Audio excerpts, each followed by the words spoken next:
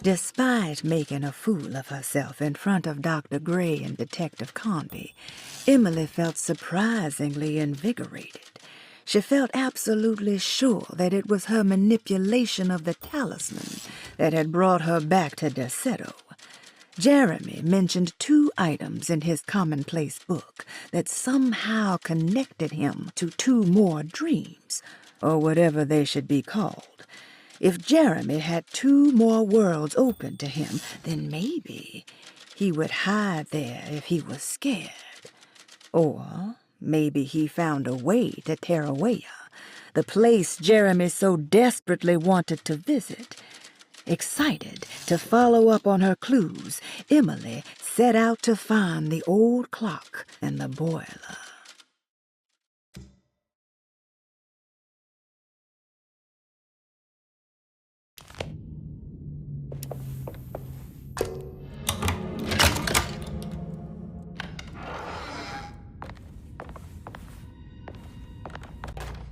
Paul, you're right about the plates on the boiler and the clock.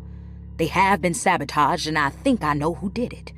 They have something to do with Jeremy's episodes and how he seems to disappear at night. Right now, it's important that you keep an eye out for any of the pieces. I want to find out if I can repair the plates. Let me know if you find any of them. Lottie. Tell Lottie to take a look at the well in the kitchen garden.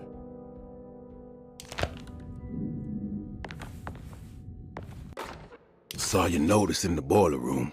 You should know Mr. Chance won't be coming back.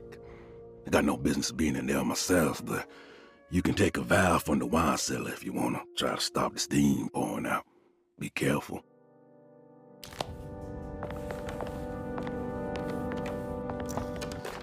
Dr. Elmore Lee Gray is Derceto's chief doctor.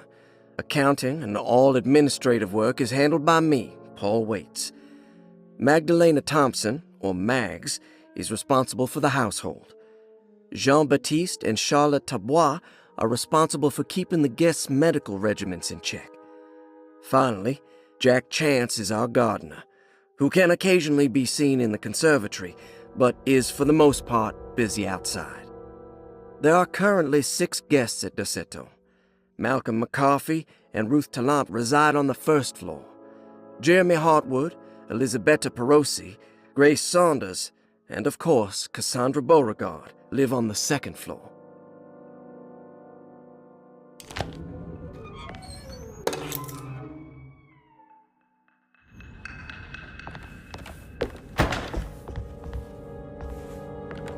I need the key.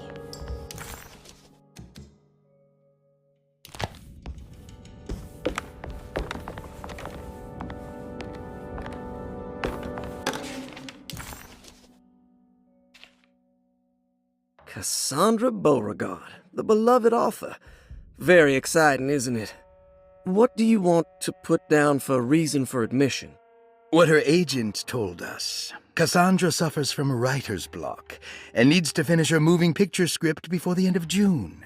Mr. Chardot suggests Cassandra's heavy use of barbiturates is holding her back and risks ruining her career. And how should we summarize her personal history? Let's keep it short. Cassandra Beauregard is a beloved crime author who managed to pull herself out of poverty and into stardom. 5 years ago, she tried killing herself by jumping off a balcony. The incident left her a cripple, and now relies heavily on her wheelchair. And for diagnostic impressions? Cassandra suffers chronic back pain following her suicide attempt. She self-administers morphine to keep herself ambulant, but has become addicted, and the desired effect is now lost. The drug abuse clouds her mind, and she is unable to focus on real life.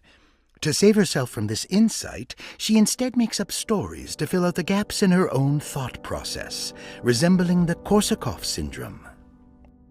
Oh, bravo, Doctor. How will you treat her? First of all, she needs to be weaned from her drug addiction, and hopefully it will resolve her compulsive lying. Then look into permanently numbing her pain in her back through surgery. Finally, deal with her suicidal thoughts. Fantastic.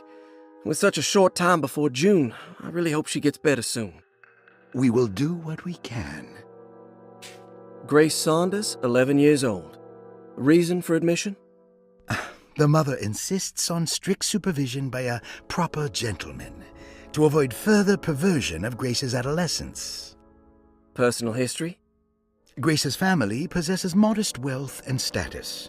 Her childhood seems ordinary, spending most of her time with private teachers and family friends.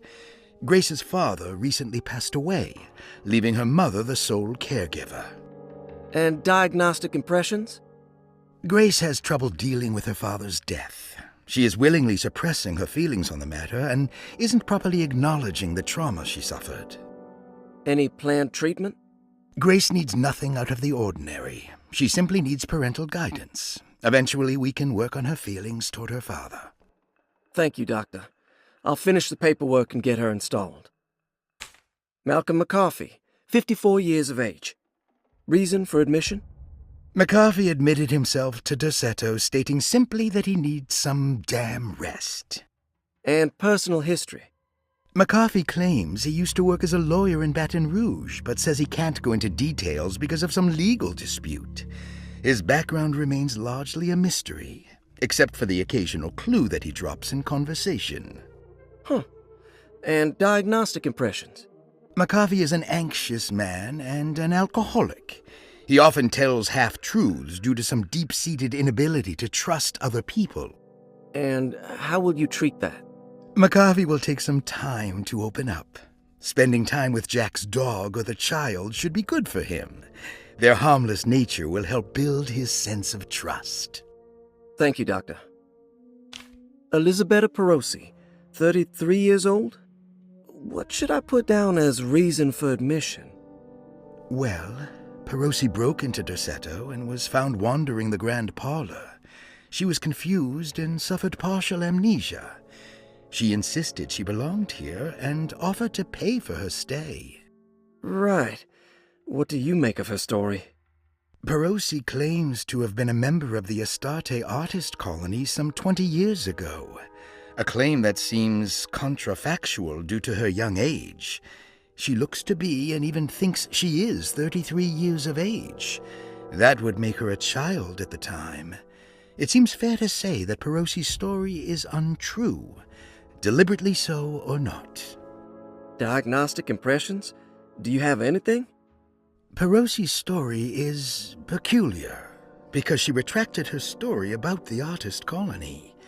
She no longer claims to be the same person as Elisabetta Perosi. However, my staff's research has confirmed there was a Perosi at that time who was in her early 30s. I suppose this case will take some time to investigate. How will you go about it? I wanted to contact the real Perosi, but it seems the whole colony disappeared one night. September 29th, 1915, during a hurricane. I will have to take it slow and figure out what this spell of impersonation could have been. Oh, I'm sure it will all clear up eventually. Thank you, Doctor.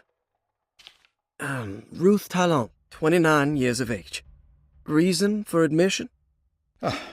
Ruth's father wishes that his daughter be removed from New Orleans nightlife for the foreseeable future. He fears that her overly free spirit is tarnishing the family's reputation. Sounds simple enough.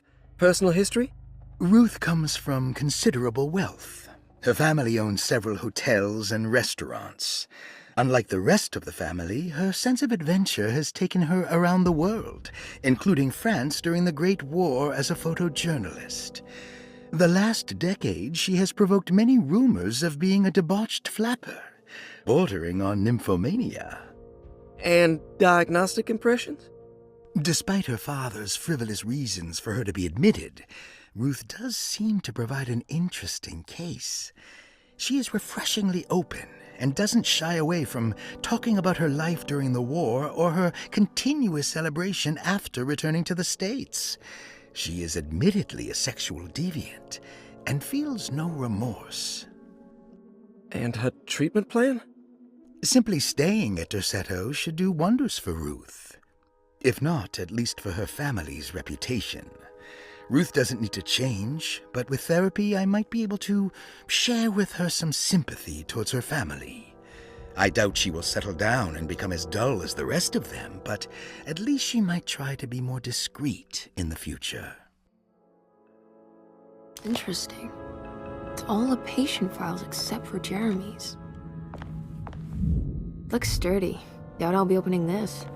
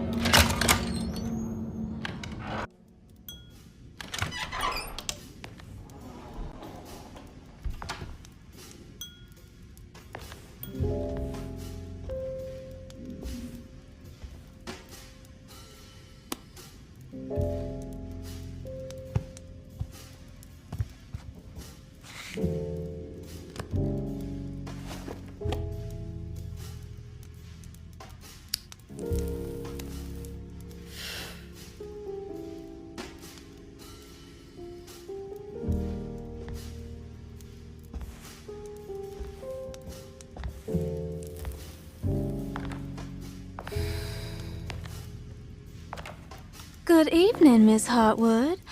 That is your name, isn't it? I would be terribly embarrassed if it wasn't. You're right. Emily Hartwood, Jeremy's niece. Nice to meet you.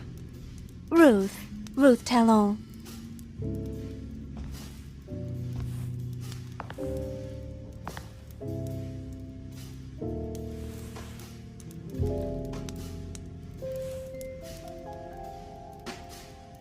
Is that Perique you're smoking?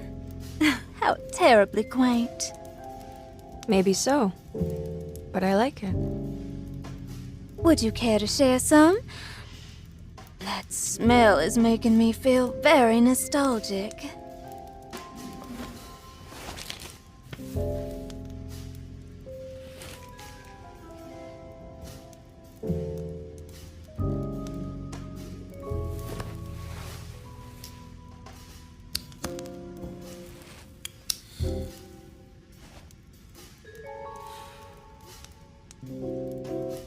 Is it all that you hope for? I enjoy your light mockery, Miss Hartwood. I can tell we would make great friends. How flattering. Too bad you're locked up in this place. Your insincerity is really refreshing. I wish you were mad as I am. Then you could stay. Give it a few years and I might just be. Lunacy is one of my family's few privileges. Oh, good. I'll be looking forward to it.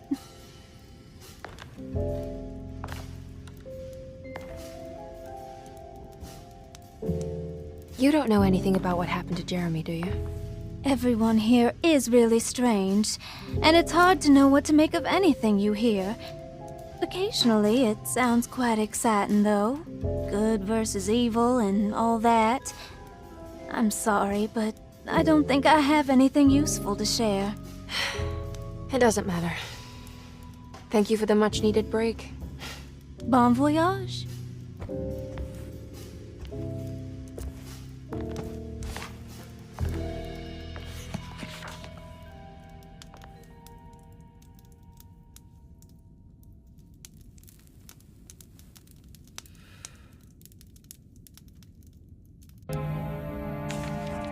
Emily felt surprised by how much she enjoyed the company of Ruth.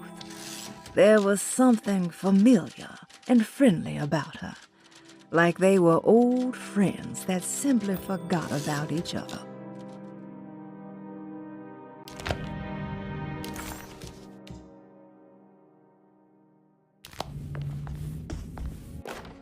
Lost Plantations of Louisiana, Thierry Briclot, 1917.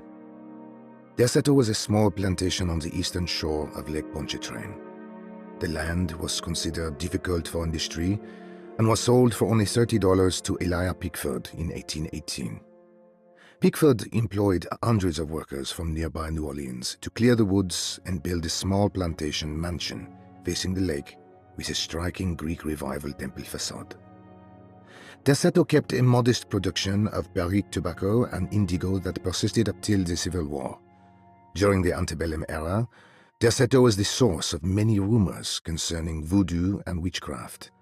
People who traveled the lake reported seeing people dance at night in front of bonfires, bleating and wailing. On June 17, 1862, Captain J.W. Norton of the Union Army recounts leading a raiding party from ships anchored in Lake Pontchartrain in order to seize control of Derceto and free the slaves working there. The captain was surprised to find the workers fighting back with unprecedented zeal. Norton's account describes these men and women as enraged with fanaticism. Pickford reportedly tried to placate the raiders, but was shot in the confusion. Captain Norton left the mansion burning and retreated to his ships with his men. Derceto was left in ruins for several decades. The ownership of the land was long disputed and returned to the Ledoux family in 1901. Several police reports were filed during the following years as the Ledoux tried to get rid of a camp of squatters on their land. The police made several visits to remove the trespassers, but the people kept returning. On November 1, 1907, Inspector Legrasse of the police charged a deadly attack in order to save several children kidnapped by the squatters. Many were killed, and even more were jailed. The following year, Ledoux rebuilt Derceto, incorporating the surviving stone foundation and adding a magnificent wrought iron conservatory. The farmland had been reclaimed by the surrounding woods, so it was no longer profitable to use as a plantation. Instead, the house was turned into an artist's colony. The Astarte Artist Colony was a successful group of artists, including figures such as painter Heinrich Cassel and poet Nora Keith. The group was also known for their beloved Mardi Gras crew called the Pirates of Pontchartrain. On September 29, 1915, a tropical hurricane tore through Louisiana, causing Lake Pontchartrain to flood New Orleans. Due to the remote location of Derceto, it took almost 2 weeks for outsiders to learn that the artist's colony was abandoned. The 12 residing artists had all vanished without a trace. The empty mansion of Derceto still stands on the shore of Lake Pontchartrain, with much of its temple facade intact. The Ledoux family currently has no intention of repairing the house.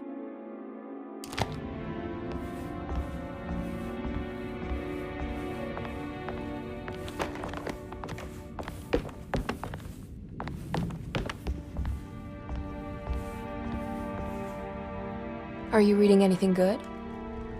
A Brightness from Afar by Lord Boleskine. It's actually not bad.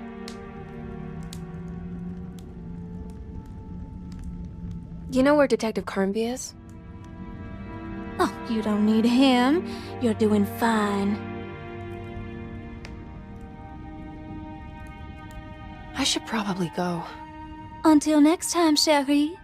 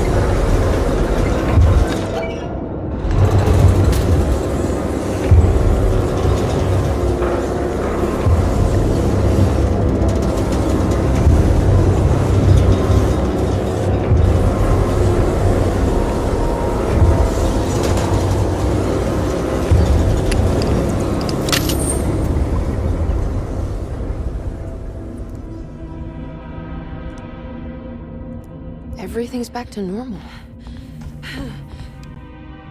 Now this'll come in handy.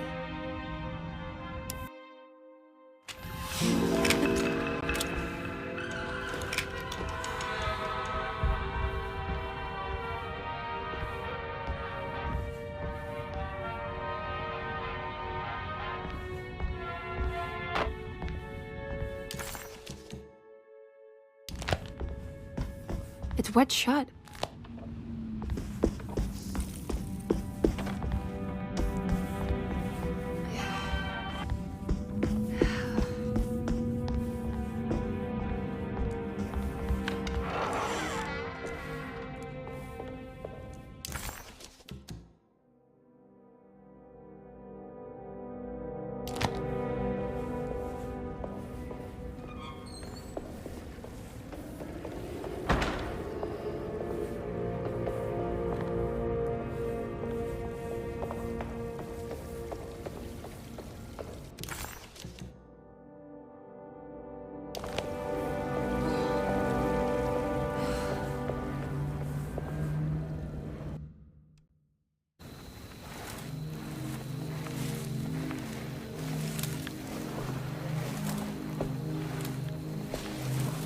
Yahweh saki nantet wen, memprami saki nantet wen, men le angeni man yo deshena.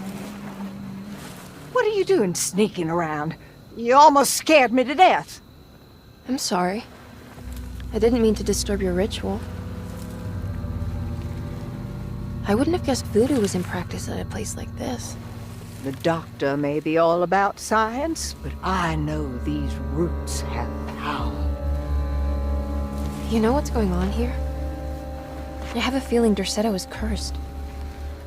There are several players with stakes in this game. Derceto isn't cursed or blessed. It's a battleground. And it would all be a lot better if you could get your uncle out sooner than later. That's all I'm trying to do. I wish you the best of luck, Miss Hartwood. I really mean that. Now, if you'll excuse me, I need to look after my gumbo.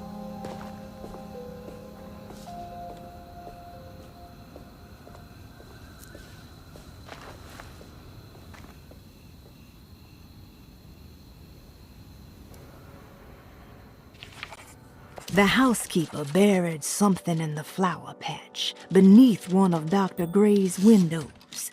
She was singing in some Creole language, performing a peculiar bourgeois voodoo ritual. Certainly not an unfamiliar sight in the French Quarter, but voodoo had never felt this bitter to Emily.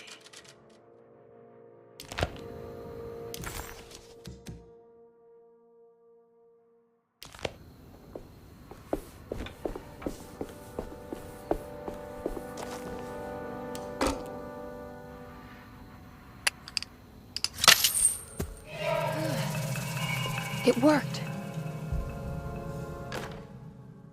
Ah, what's this?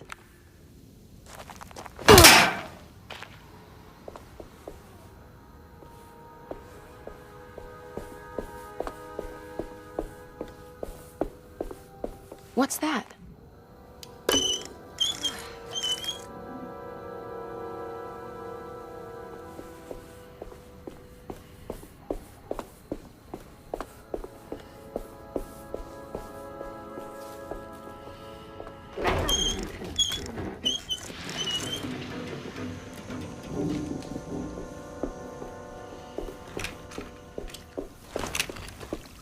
There we go.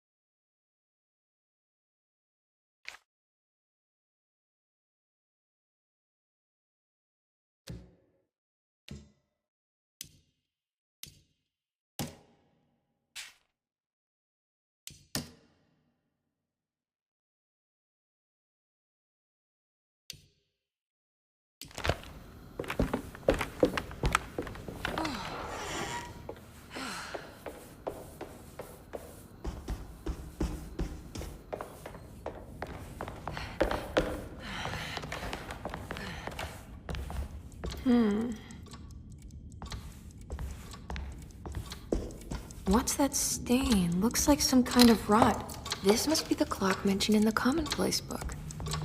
This looks like the thing that held the talisman in the French Quarter, but it's broken and missing some pieces. The old clock was an intricate machine with eccentric astronomic motifs, but nothing appeared particularly unusual to Emily. But then she discovered a large decorative plate that reminded her of Miss Jackson's ritual bench, where she had configured the talisman to open the door back to Derceto. The clock's plate had unfortunately been sabotaged, but if she could piece the plate back together, she figured she would be able to repeat the procedure and maybe open up to another world.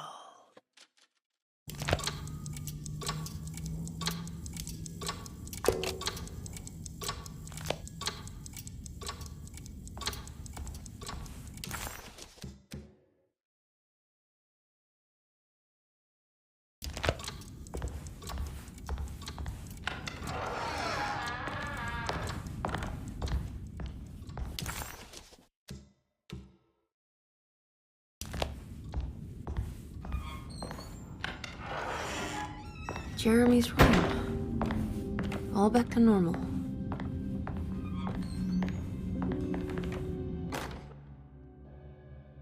Emily's here.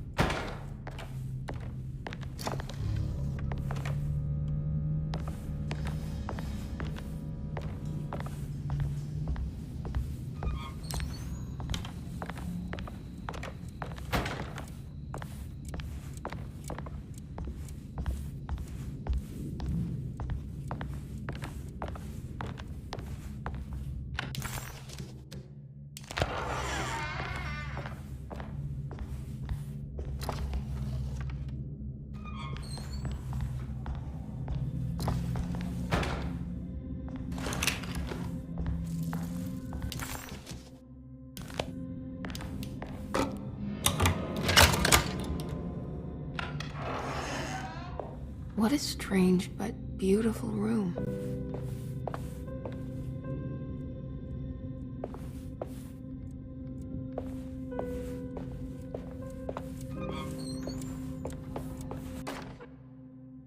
Will I need to remember how to get them out again? They are locked up for good reason. I am sure she is still able to whisper the answer in the ears of the wrong people. But not for long. I will see her burned soon enough. That black goat will be sacrificed to put an end to it all. Then it will all be over. No more Derceto, and sadly, no Astarte. Those good pirates of Pontchartrain. May you still sail the lake, until you find the shores of Hali.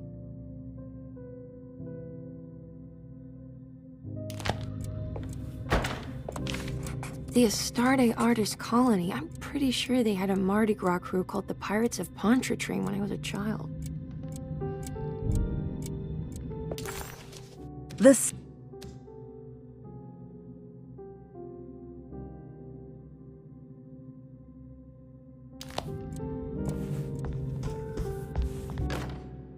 I did it! I crossed the thresholds to my intended destination without a focusing device. My talisman now knows these roads, and I have no need for the plates. I can find my way to Lafayette as easy as I find my own room. I visited the grave of my father and seen the oven waiting for me. Thank you for opening these doors. I now must summon my courage and go back to that hateful mound outside the oil rig. I hope you'll be feeling better when I return. Jeremy.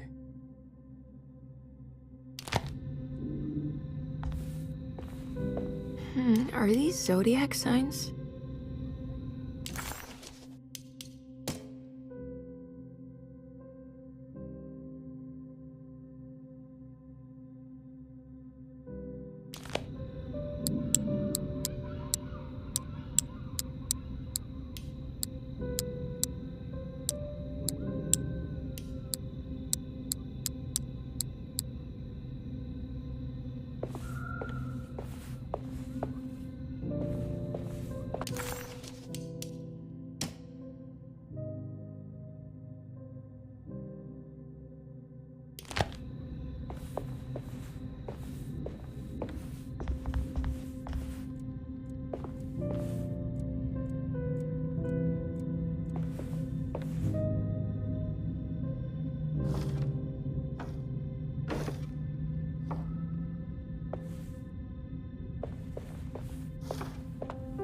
There's some aggressive-looking rot on these paintings.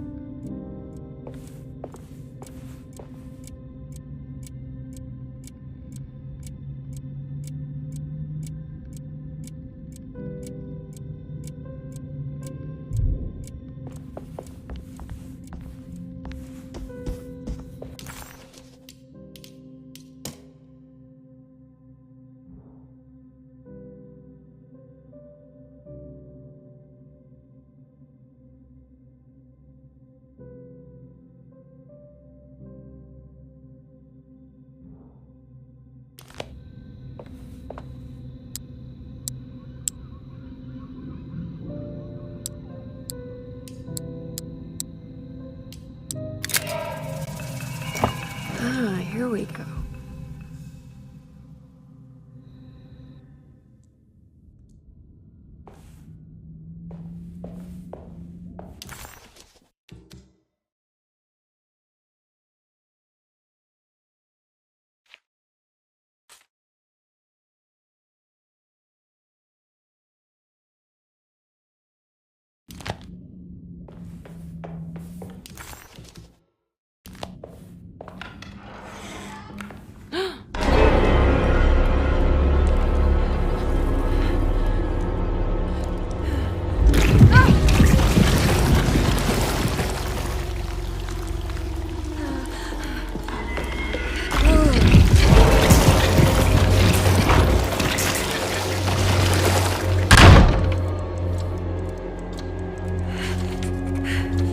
Suddenly, Jeremy's bleak dreamscape devoured Emily, drowning her in dread and darkness, only to moments later spit her out again.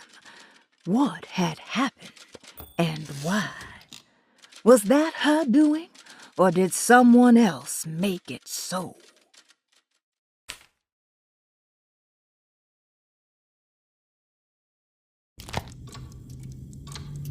I don't...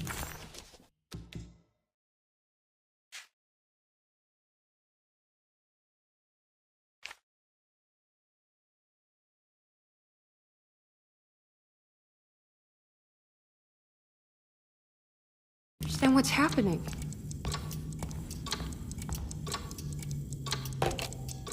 I think I've seen this somewhere.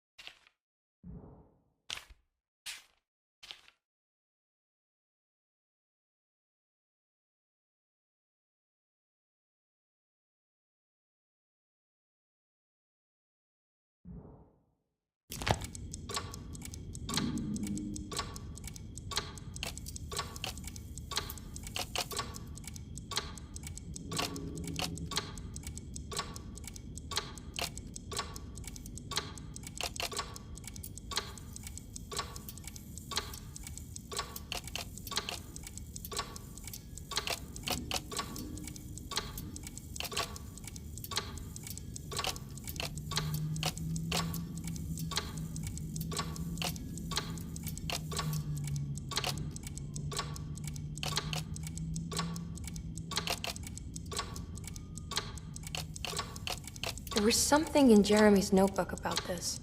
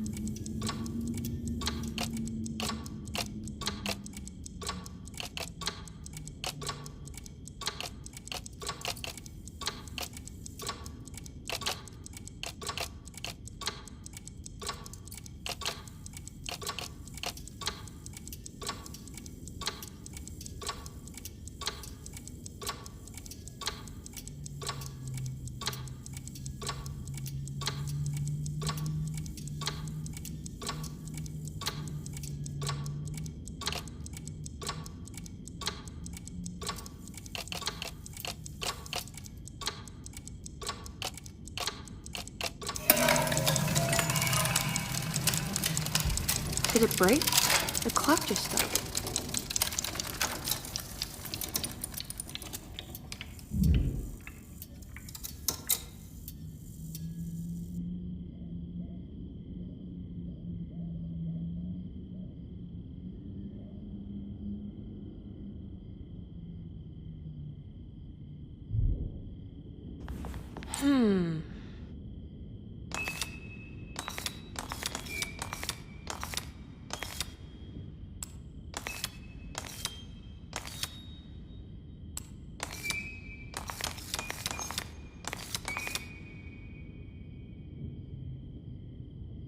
It's showing me something.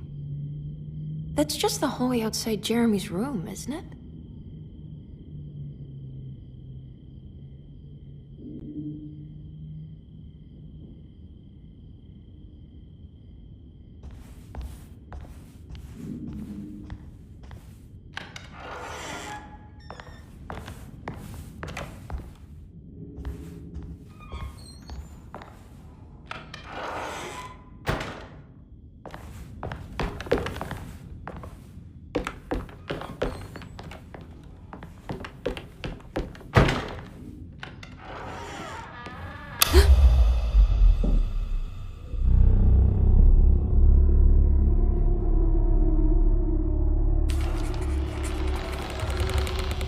Emily deserved a sense of triumph, but she was too on edge to appreciate her success.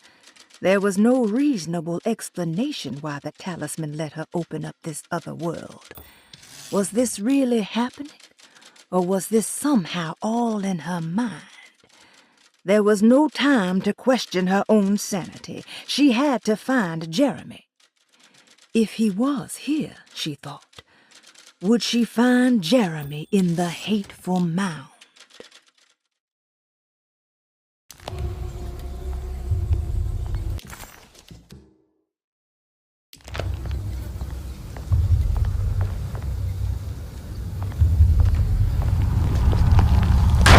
I did it. I opened up another dream.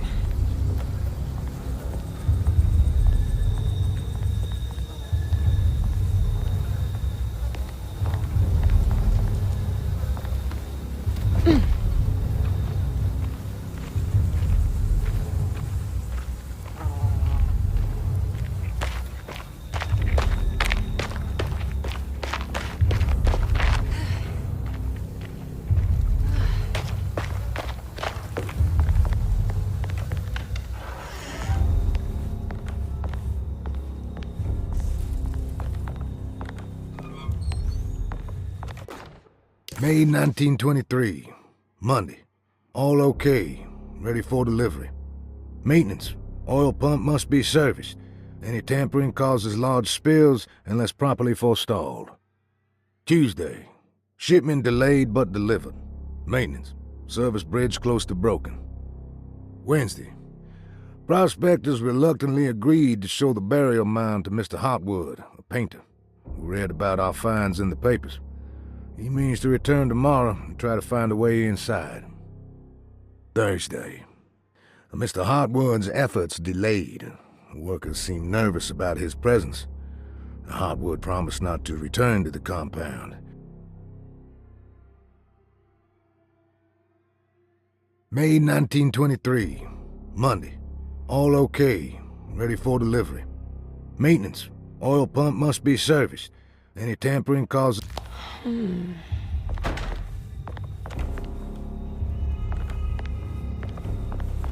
I need the key.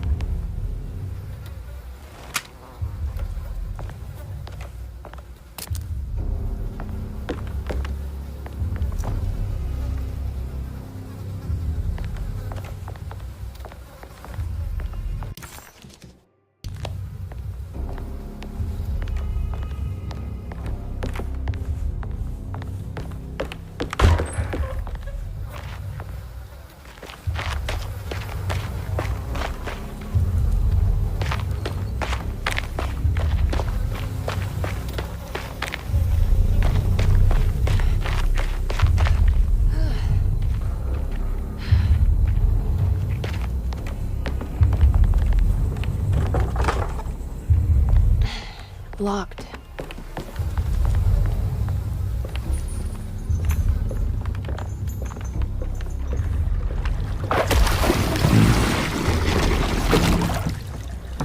There's something missing.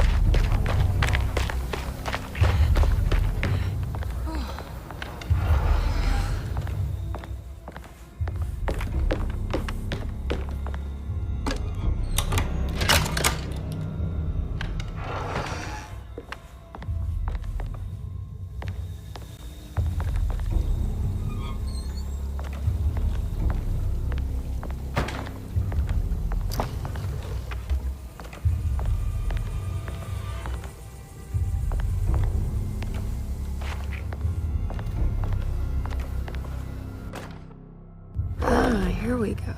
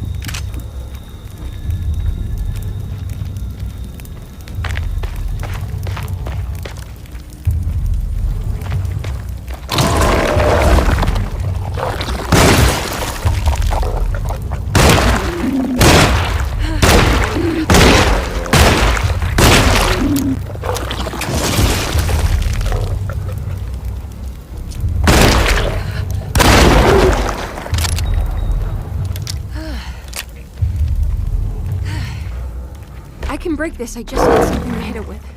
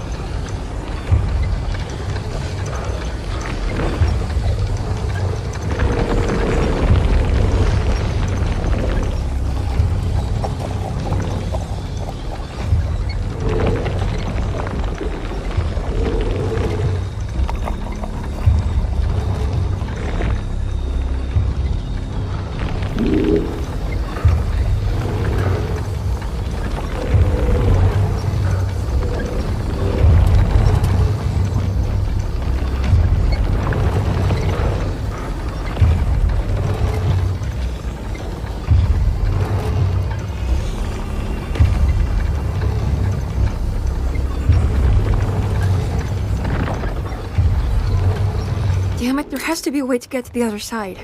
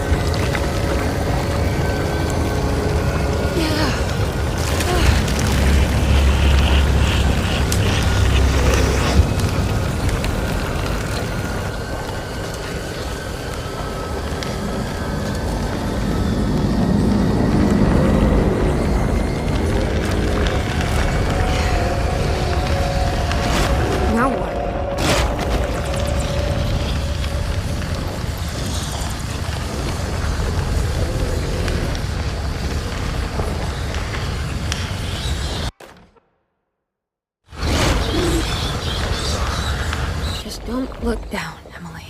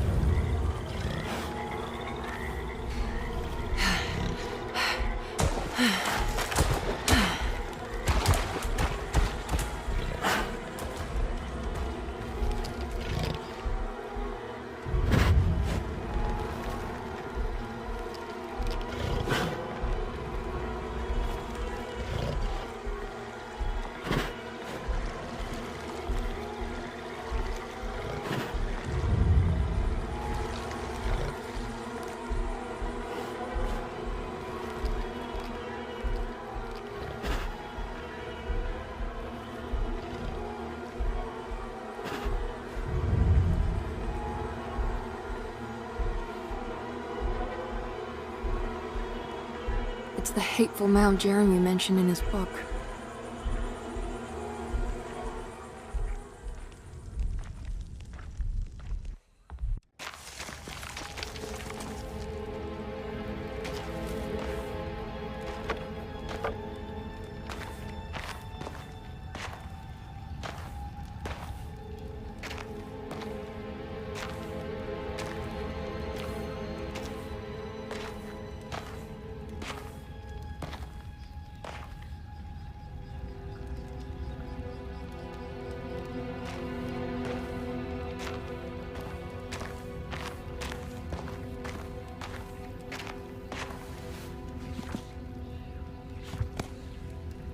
Jeremy, you dropped your...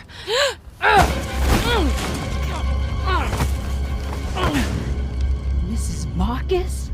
Get off of me! What What are you doing here? Trying to find my uncle. Jeremy is your uncle? Could you please? Thank you. And it's Miss Hartwood. You don't remember me? I remember you, Miss Dubois. I met your brother Baptiste earlier. I suppose he hadn't found Jeremy either then.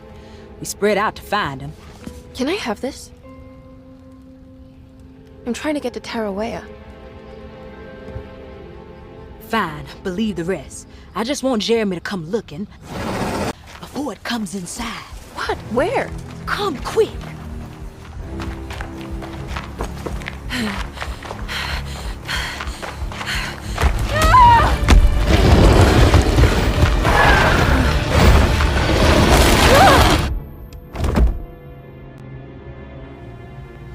Oh, God damn my soul.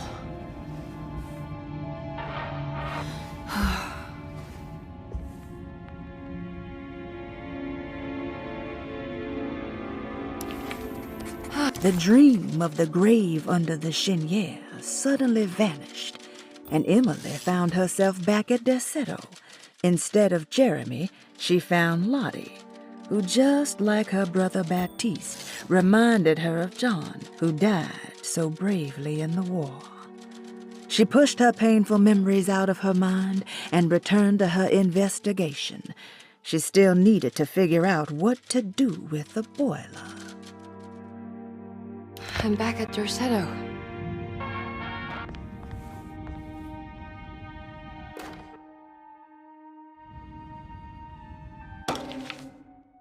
Reflections on the Power of the Verb in Certain Texts by Juan Luis Jorge. To act is in itself divine. Even the slightest movement of our hand is evidence of our soul in motion. Yet our free will is so easily overwhelmed by the dullness of everyday life. Our actions become rote and rigid, in spite of luxury and comfort. True divinity is found in the choice of leaving the stage where we all perform. People who discover this freedom unexpectedly will be struck by the terror of this revelation and become paralyzed, or worse, turn to suicide. However, if you are able to weather that storm, you will discover that there is a divine path beyond that fear. There is a chance to dismount your destiny and make something new. Something that hasn't been planned for or predestined. There is difficulty in explaining this type of acting as it transcends our everyday choices. This isn't some banal decision choosing one career over the other, or even who I should marry. Leaving the stage, no matter how, isn't a matter of course correction. It's a rejection of the story that the Creator is telling.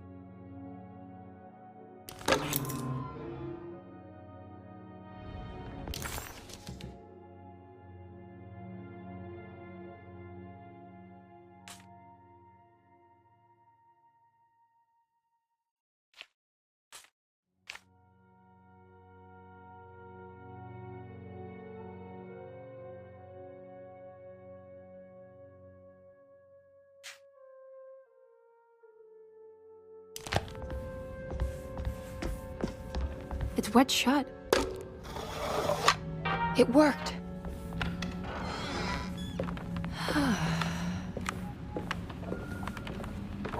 I don't have everything I need.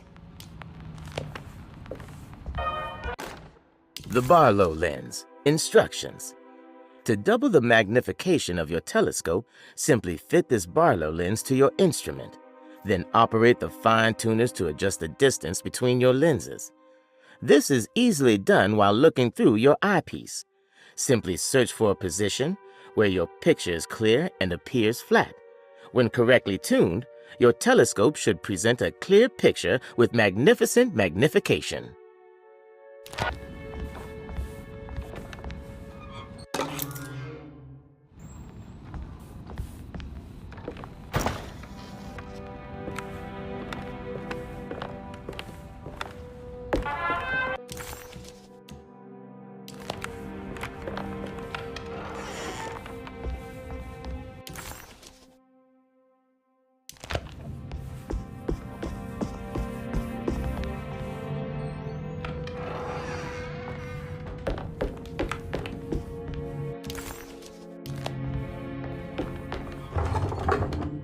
blocked.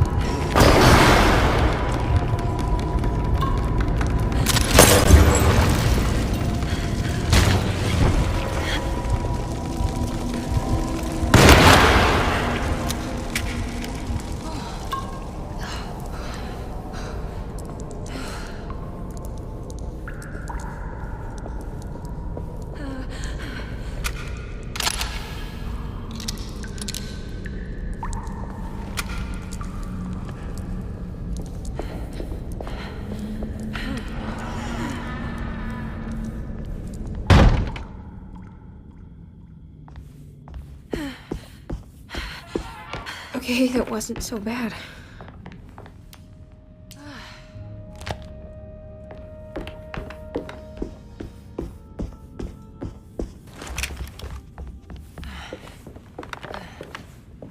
It's wet shut.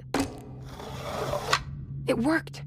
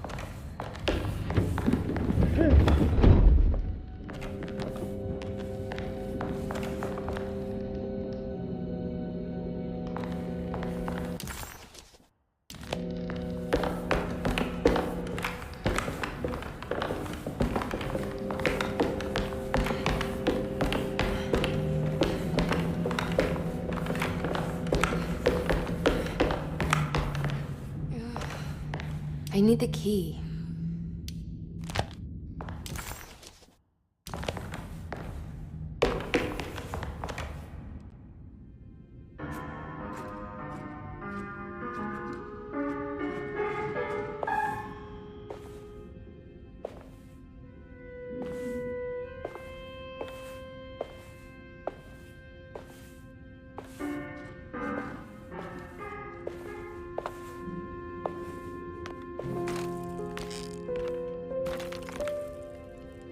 Do you teach piano as well? Huh? You're a governess. Did you teach those clawing Casino kids how to play the piano? How do you know about that? Just because grown-ups don't notice children doesn't mean we don't notice you. Yes. I taught them some piano. Are you any good at it? Not good enough to play a broken one. It fell from the attic. Brought half the ceiling down. It was Jeremy's fault, wasn't it? Nobody knows what happened, but you're not wrong.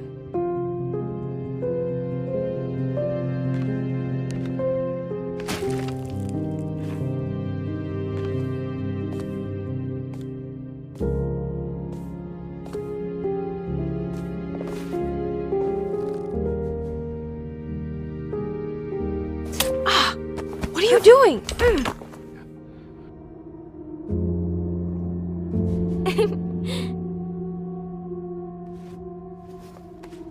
I'm gonna go now. See you around.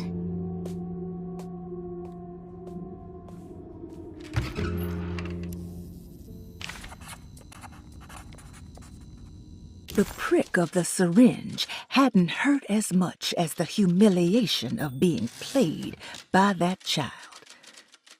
Emily just couldn't make any sense of her behavior. Grace seemed amused, but not mocking. Was this just her being playful? As her feelings subsided, a second thought appeared. She wouldn't have injected her with something, would she?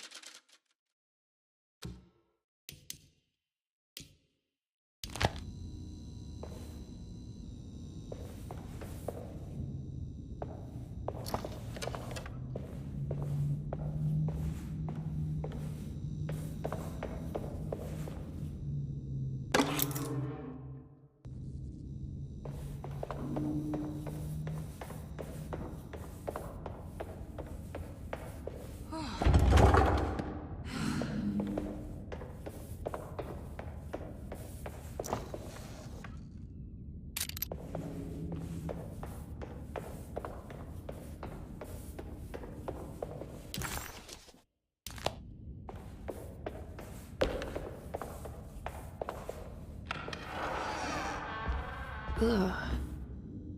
There's more of that unsettling rot. On the commonplace of evil, there lies virtue and stark irreverence, careless thoughts of luminous indifference. But blame not the beast we once were, which science so often wished to refer. Not the wicked full of sin, it is you who stand and grin. All our good intentions aside, whereupon we build our pride. Sunless solitude, follow not this corrupting light. Prophets of confidence always crashes out of sight. Hear me, for we all bear this mark. Thus we must remain alone in the dark.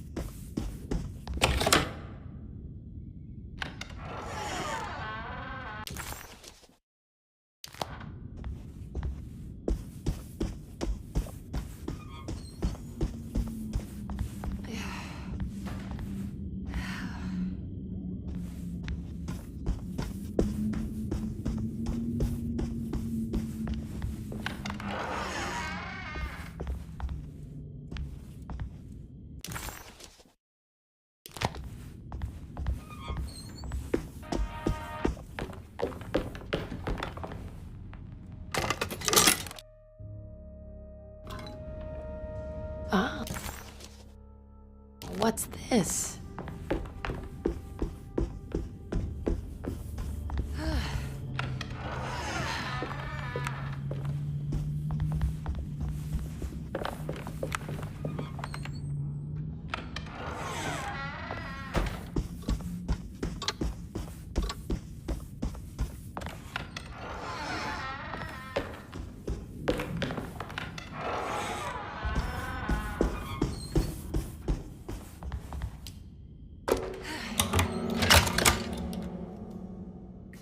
Come on, Grace. I'm too tired for games. I'll even let you play with my jackknife. Oh, good evening. You haven't seen a little girl by any chance, have you? I don't think so. You would have known if you did. The only kid crazy enough to be in this place. She's not in her room then? That would be a first. Always running around causing trouble. She's very hard to pin down, that one. You want a sip? I'm good, thank you. Well, I should be going then. Unless there's anything you need from me. I just want to find my uncle before anything happens to him. Oh, don't worry, miss. He'll show up. He is much too lily-livered to kill himself. Why would he? It's his greatest ambition, didn't you know? Take care now.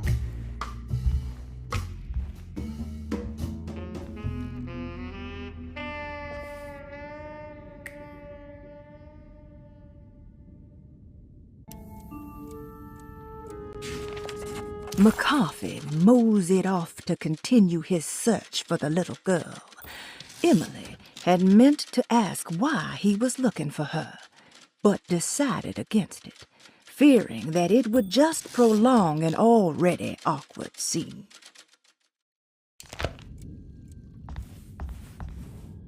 There's something missing.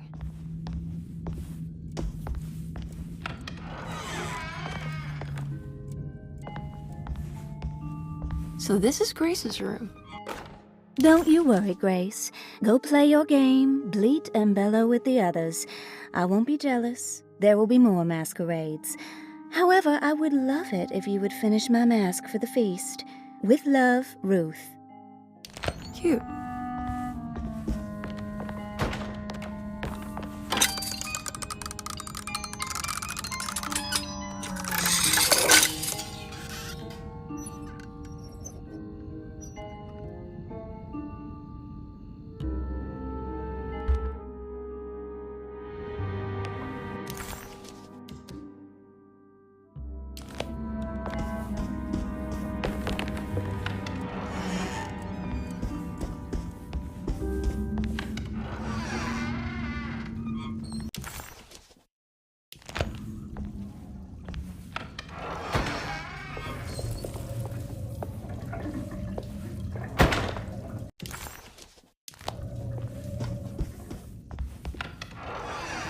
This must be the great Cassandra Beauregard's room. I'm not sure what I expected. Maybe something more extravagant? Miss Beauregard, I picked up your medicine at the post office today.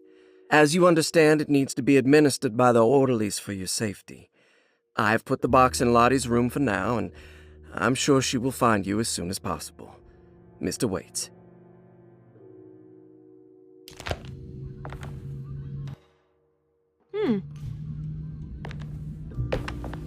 It's another one of those peculiar padlocks.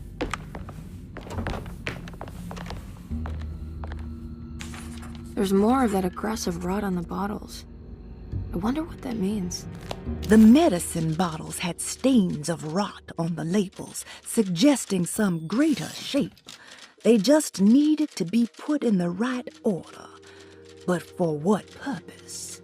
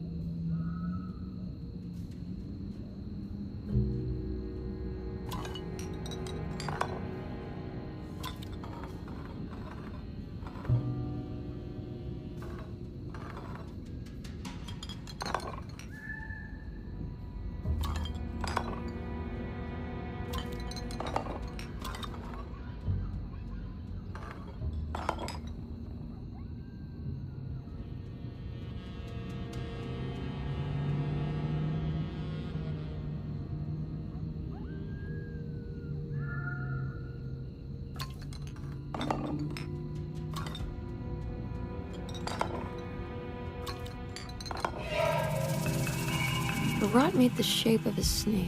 Is it telling me something? Maybe it has to do with the numbers on the bottles.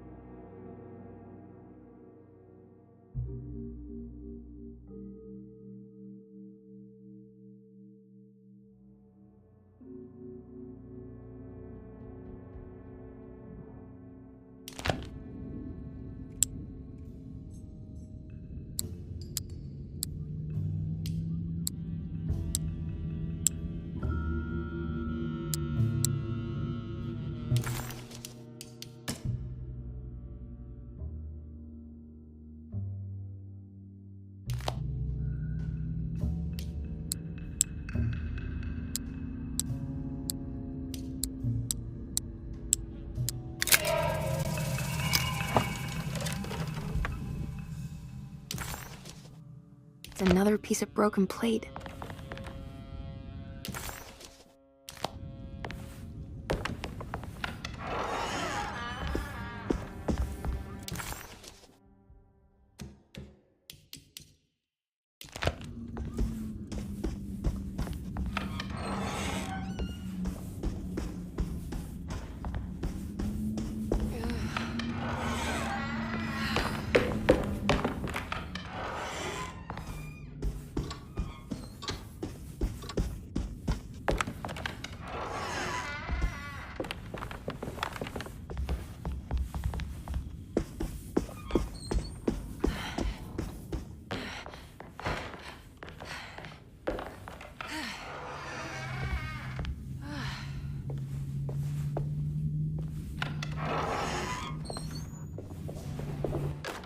You know, Mr. Waits, I saw a piece of the plate that Liza broke. I think she's been hiding them. She's not very good at it. She just chucked it into the little room with all the tools behind the boiler. I left it there. I didn't want to embarrass her by picking it up while she was looking. We went upstairs instead and played backgammon. I let her win, because she's so unhappy. The piece looked like the one on display in Cassandra's room. You know about that one already, right? Or is your eyesight really that fuzzy? I hope you don't feel bad about your glasses. You only look stupid when you squint. Maybe if you had more eyes, you would see these things. I wish you had all the eyes you needed. Your best and favorite guest, Grace.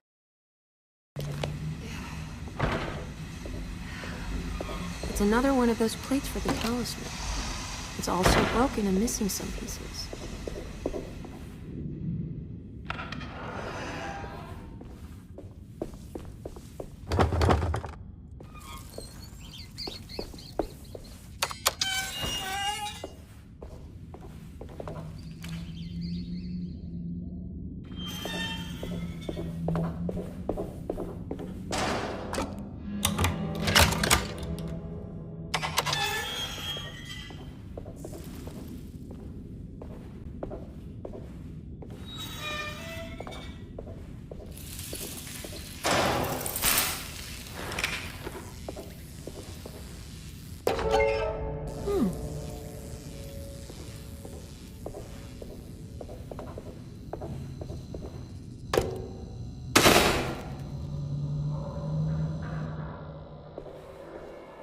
I guess this works too?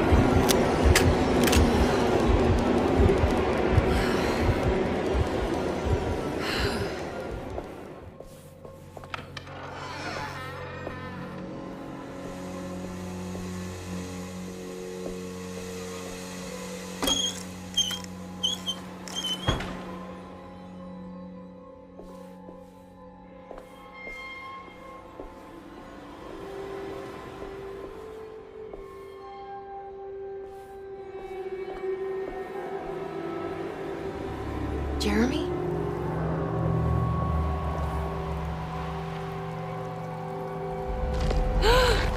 What the hell is that?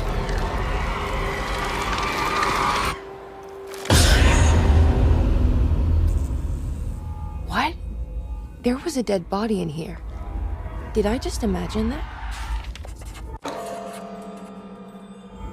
The body of Derceto's clerk transformed into some eye-clad abomination before he suddenly disappeared. Surely it was all in her head, a horrible vision planted by the dark man.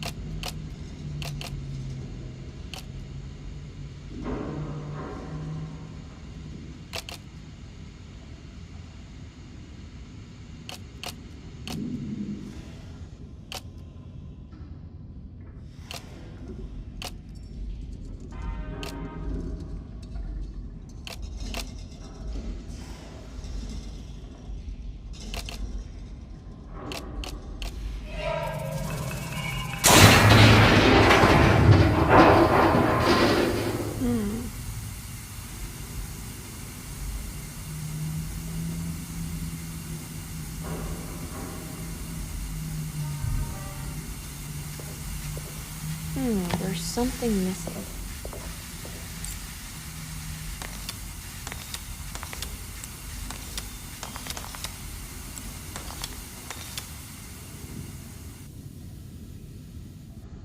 The talisman is showing another room. Something is open.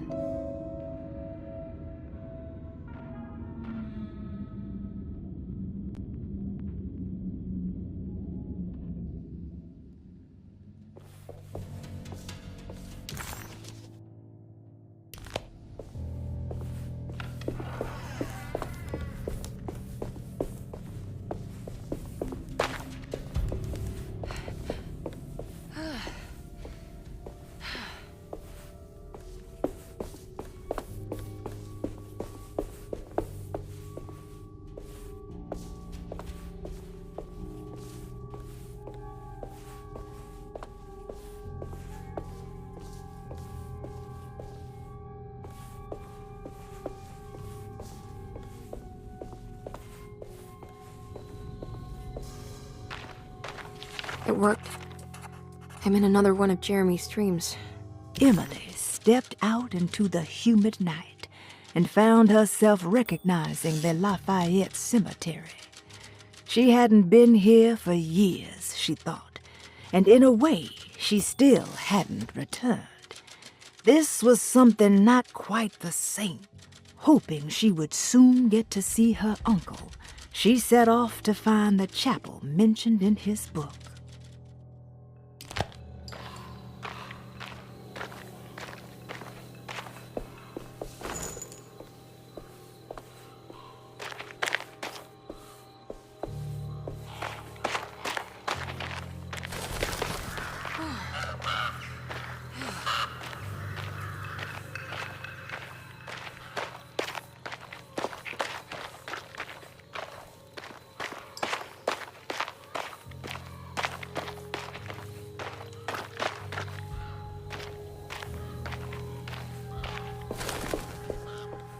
It's been a while since I visited the family tomb. I hope it's in a better state than the real world.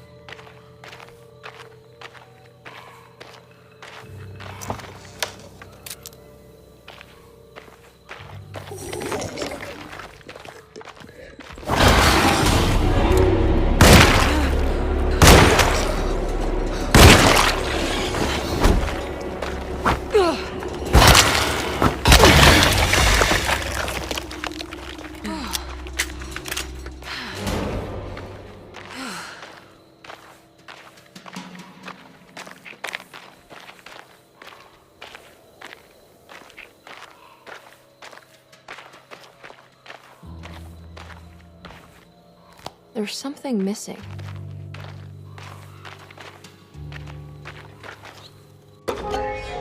What's this?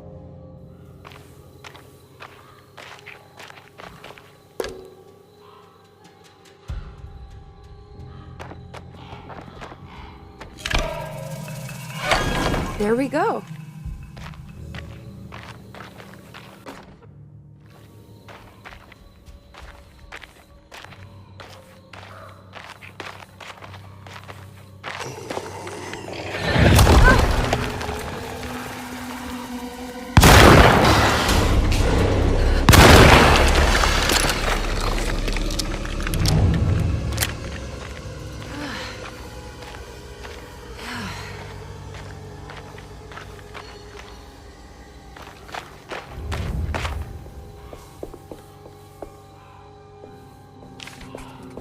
It was the chapel where Jeremy had promised to mourn the mysterious Perosi. Maybe soon she would be able to talk to her uncle and have him end this madness. She just needed to find a way inside the chapel. This is the chapel in Jeremy's book.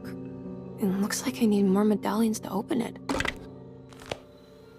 I'm not sure I have everything I need.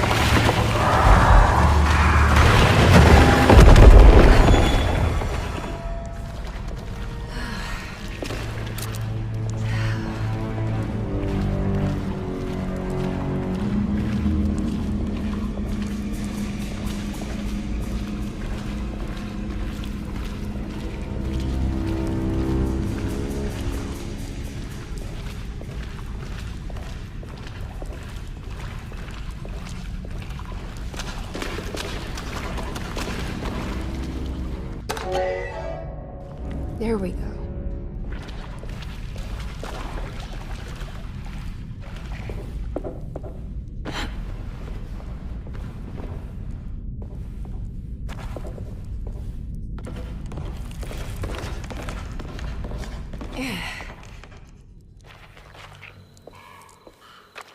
I made it out.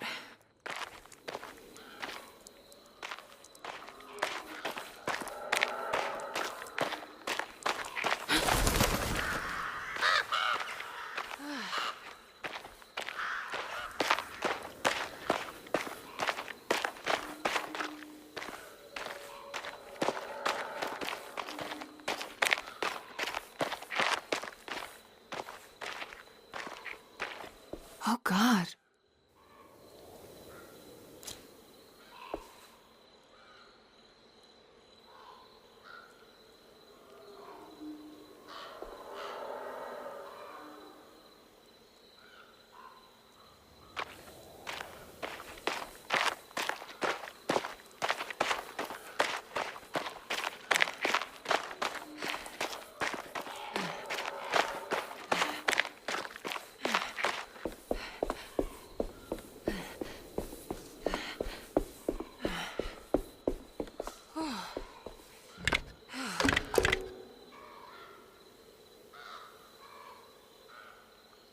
No.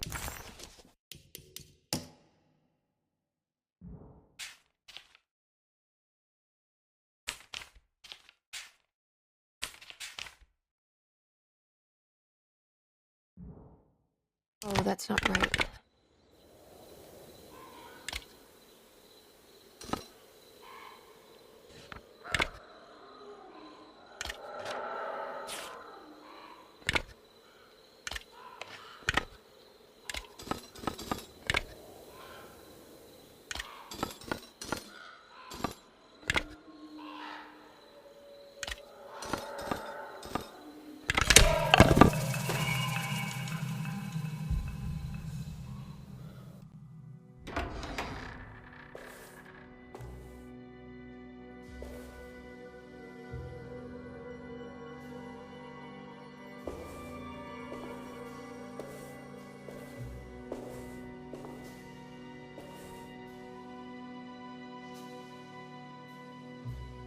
Emily, is that you?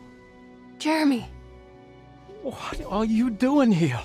Well, you sounded so miserable in your letter. I've come to take you away from here. I can't believe I made such a foolish mistake. All I wanted was for you to stay away. What do you mean? I bargained with the Dark Man. A pact to keep New Orleans safe with my own life as tribute. The Dark Man isn't real, Jeremy. There is nothing he can do to hurt you. How do you think any of this is happening? How do you still not trust my words? Fine. Then let me help. Don't be foolish. He will bury you next to me in his sunken temple for an eternity. I don't care. I'll find a way. I have my own talisman, and I know about Tarawea. Oh, wait, don't speak.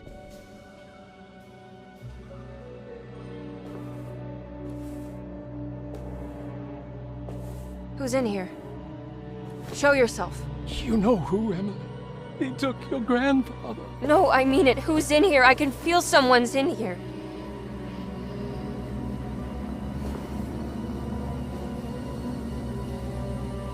Emily!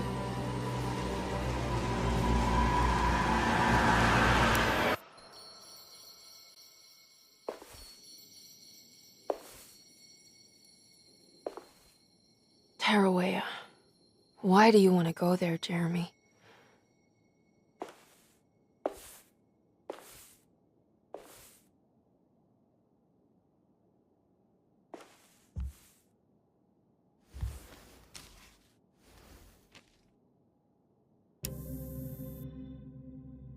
I've seen so many strange occurrences lately. Memories explode into existence and then burn out like tired glass bulb filaments.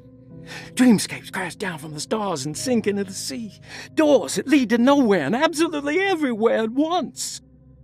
With all this reverie, I want to think there's a chance that you found a way to remain alive in some way I cannot fathom. Just like I've learned to navigate with my talisman. Maybe you, with all your knowledge, you somehow knew a way to find me again, perhaps in Tarawaya. All my love, Jeremy. I need to find out more about Jeremy's pact with the Dark Man. He meant to go to Tarawaya. Maybe there is something there that would help. Despite suffering the Hartwood curse herself, Emily never thought she would be seeing the Dark Man manifested in front of her eyes. To Emily, the curse was very much a psychological condition and not something that could suddenly step into a physical world. What did this mean? Could her own personal demons take form? Surely the only way to get any answers would be to find a way to the place Jeremy so desperately wanted to go. She needed to go to Tarawaya.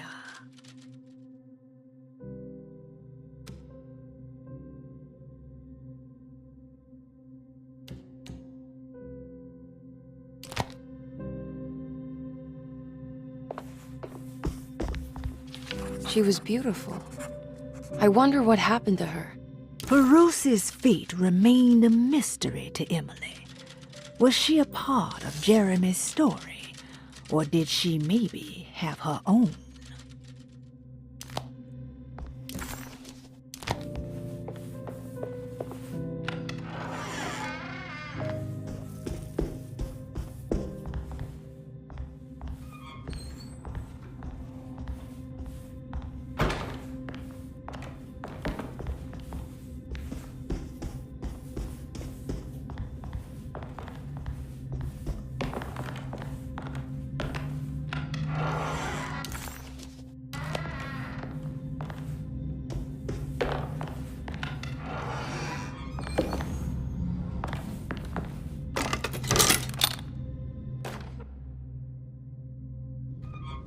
It's a telescope lens. Oh, why would he like it in here? Jeremy had found a way to enter Tarawaya, but he wasn't allowed to go. He knew deep down that it was impossible for him to cross that threshold. Instead, he hoped that Perosi would go in his place and burn his library to the ground so he could start again. But she never got the chance. Perosi had her own problems, her own demons, and she died suddenly one day without warning. Holding the telescope lens in her hands, Emily suspected what it was, at least a part of the key to that paradise Jeremy so desperately wanted to see. Curious what she would find, she felt eager to put the lens to use.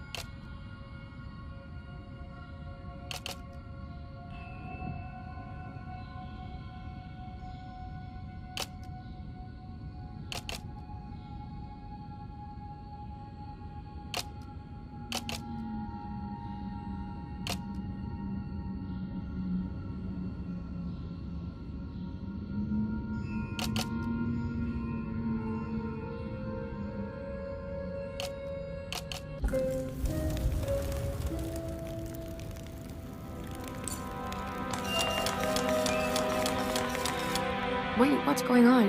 It's entering the numbers by itself? Okay, great, so where is that?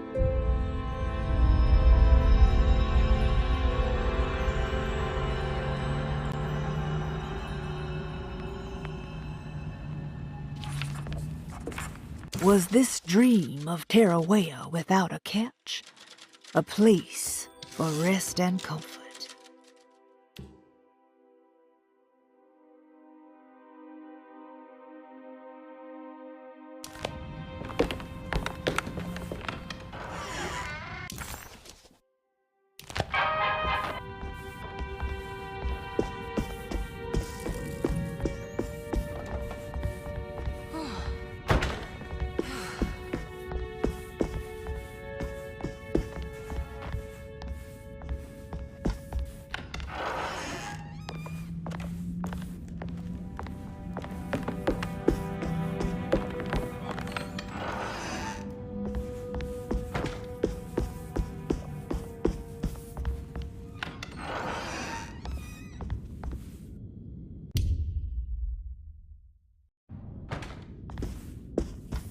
Ah, here we go.